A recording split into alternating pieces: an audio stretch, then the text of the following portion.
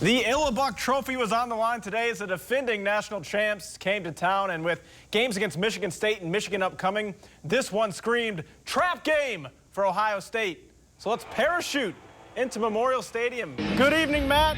The Capital Games getting set to get underway here at the Prairie Capital Convention Center as the Illini make their debut at their home away from home. One quick note, LaRon Black, we were wondering if he was going to play tonight or not.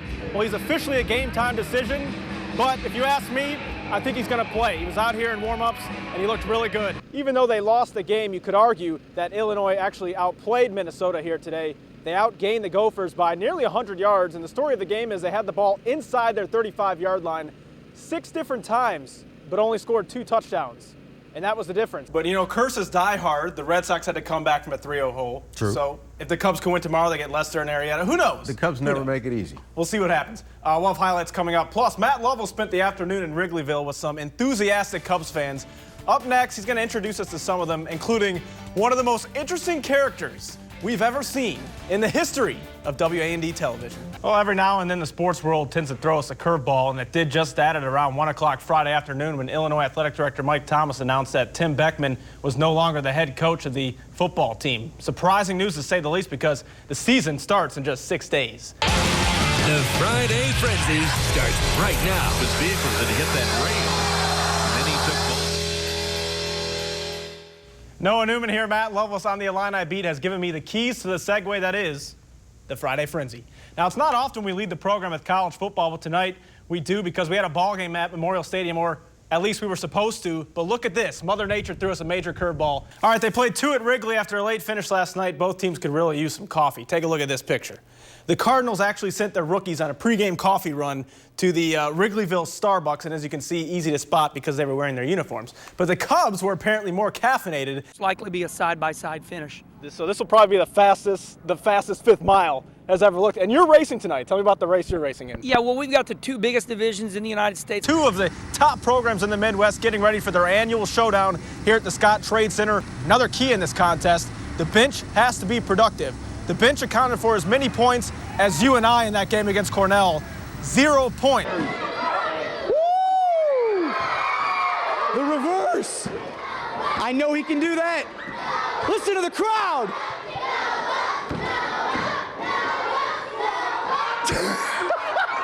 And John reiterated numerous times that leaving Ohio was a very tough decision. In fact, when he looked at the pros and cons of coming here to Illinois, there was one con, having to say goodbye to his team at Ohio. Matt Loveless and I took a trip to Mount Pulaski earlier today to reconnect with an old pal for a game of horseshoes and this brand new Bob Brady Sports Challenge.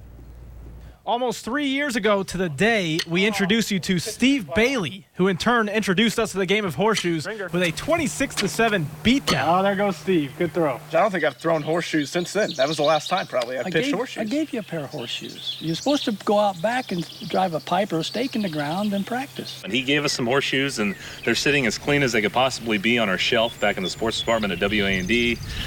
So we're a little rusty.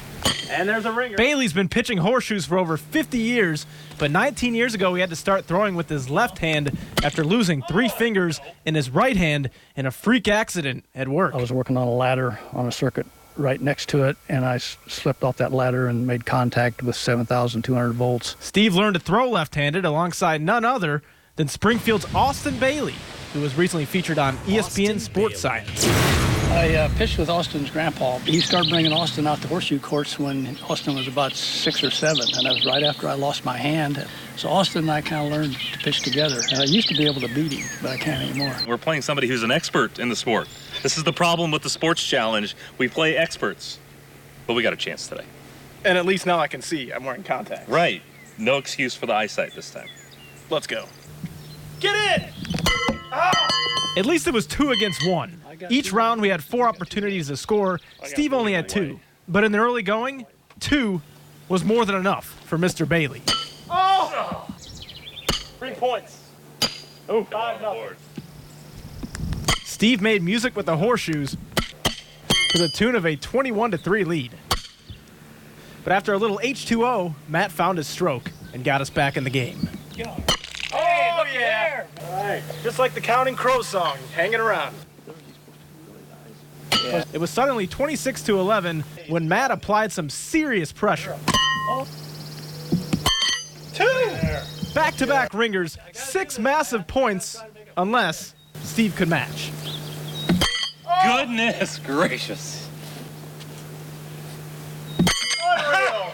4 dead. Unbelievable. Sorry, Matt. And that's when reality set in, like it usually does in the sports challenge. We had no chance. Ringer. It was a heartbreaker. I felt like we were going to put in a little bit of a run. When it got a little bit out of hand, you kind of knew it was going to be tough to come all the way back. I say we made it respectable.